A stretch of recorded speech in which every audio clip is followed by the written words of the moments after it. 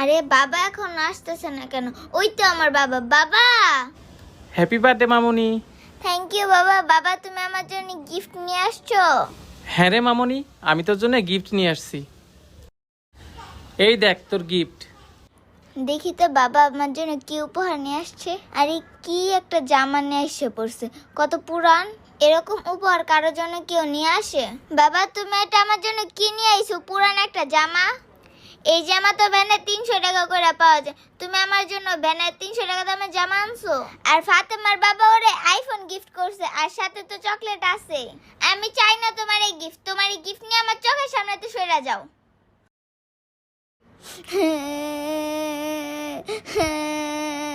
আহারে, কাছে টাকা নেই বলে মেয়েটাকে জন্মদিনে একটা ভালো গিফট দিতে পারলাম না।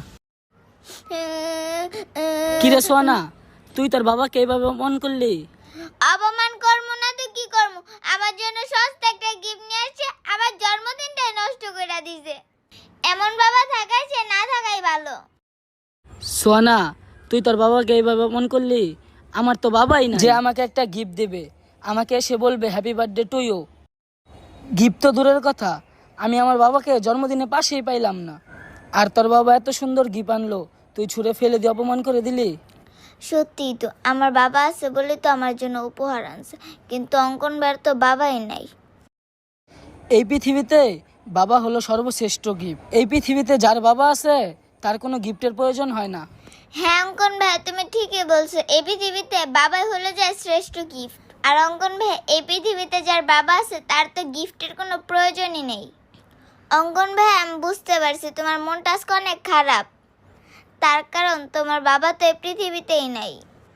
আচ্ছা অঙ্কন ভাই, তুমি মনে কোনো কষ্ট নিও না। আর ভাইয়া তুমি একটু থাকো, আমি আমার বাবার মনে একটু বেশি কষ্ট দিয়ে ফেলছি, আমি আমার বাবাকে সরি বলে আসি।